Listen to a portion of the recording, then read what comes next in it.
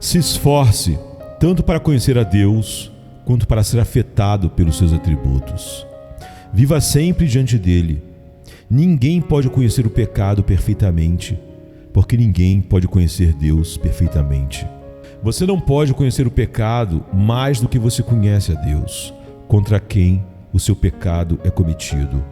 A malignidade formal do pecado é relativa, pois é contra a vontade e os atributos de Deus. O homem piedoso tem algum conhecimento da malignidade do pecado, porque ele tem algum conhecimento do Deus que é ofendido pelo mesmo. O ímpio não tem um conhecimento prático e prevalente da malignidade do pecado, porque eles não têm o conhecimento de Deus. Aqueles que temem a Deus temerão o pecado. Aqueles que em seus corações são irreverentes e impertinentes para com Deus, serão em seus corações e em suas vidas a mesma coisa para com o pecado.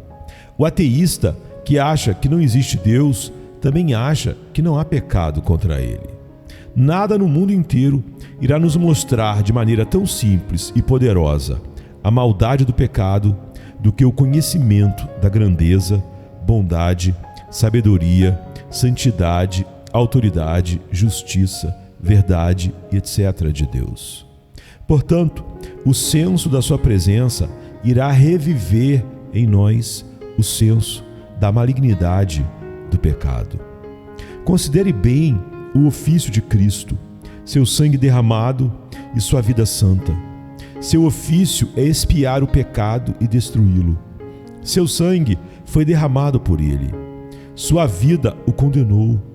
Ame a Cristo e você odiará o que causou sua morte. Ame-o e você irá amar ser feito à imagem dele, e odiará aquilo que é tão contrário a ele. Pense bem o quão santo é a obra e o ofício do Espírito Santo, e quão grande misericórdia isto é para nós. Irá o próprio Deus, a luz celestial, descer a um coração pecaminoso para iluminá-lo e purificá-lo? E ainda devo manter-me escuridão e corrupção em oposição a essa maravilhosa misericórdia? Embora nem todo pecado contra o Espírito Santo seja uma blasfêmia imperdoável, tudo é ainda mais agravado por meio disso. Considere e conheça o maravilhoso amor e a misericórdia de Deus, e pense no que Ele tem feito por você, e você odiará o pecado e terá vergonha dele. É um agravamento do pecado, até mesmo para a razão comum e a ingenuidade, que devemos ofender um Deus de infinita bondade, que encheu nossas vidas de misericórdia. Você será afligido se você tem injustiçado um extraordinário amigo.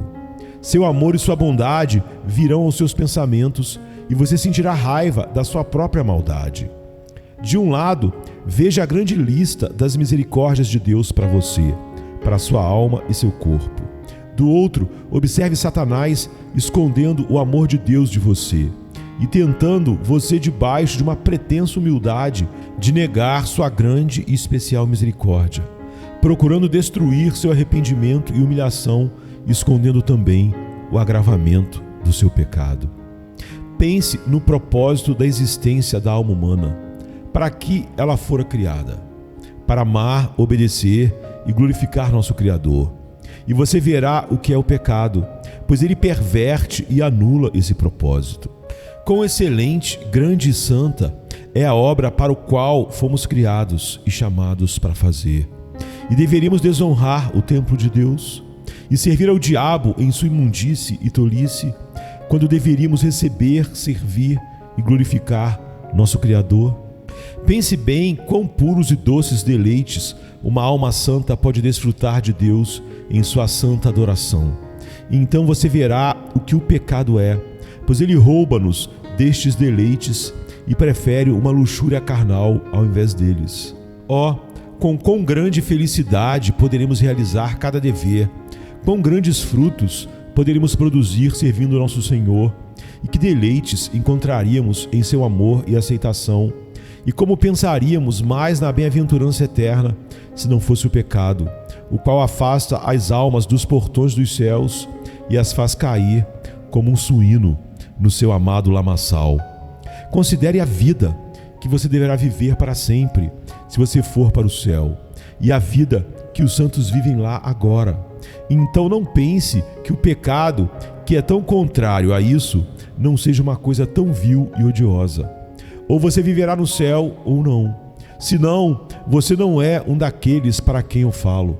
Se você for, você sabe que lá não há prática de pecado, não há mente mundana, orgulho, paixões, luxúrias e prazeres carnais lá. Se você pudesse ver e ouvir apenas uma hora como aqueles abençoados espíritos estão elevadamente amando e magnificando o glorioso Deus em pureza e santidade, e quão longe eles estão do pecado, isso faria você repugnar o pecado e ver os pecadores num estado de extrema decadência, como homens nus nadando em seus excrementos. Especialmente pensar que vocês têm esperança de viver para sempre com aqueles santos espíritos e, portanto, o pecado será desgostoso para você. Olhe para o estado e tormento dos condenados e pense bem na diferença entre anjos e demônios. E aí saberá o que é o pecado. Anjos são puros, demônios são sujos. Santidade e pecado são extremos. Pecado habita no inferno e santidade no céu. Lembre-se que toda tentação vem do diabo para fazer você ser como ele, e toda santa disposição vem de Cristo para fazer você como ele. Lembre-se que quando você peca, você está aprendendo e imitando o diabo, e está até agora sendo como ele, como diz João 8,44. E o fim de tudo isso é que você sinta também os sofrimentos dele. Se o inferno de fogo não é bom, então o pecado não é também. Sempre veja o pecado como alguém que está pronto a morrer e considere como todo homem o julga no final. O que os homens no céu dizem a respeito do pecado? O que os homens no inferno dizem a respeito do pecado? E o que os homens à beira da morte dizem a respeito do pecado? E o que as almas convertidas e as consciências despertadas dizem? O pecado traz deleite e é algo que eles não temem, como é agora. Eles o aplaudem. Irão alguns deles falar bem do pecado? Porém, todo mundo fala mal do pecado em geral agora, mesmo quando eles amam e cometem diversos atos. Você irá pecar quando estiver à beira da morte? Sempre veja o pecado e o julgamento juntos. Lembre-se que você terá que responder por isso diante de Deus, dos anjos e de todo o mundo, e você o conhecerá melhor.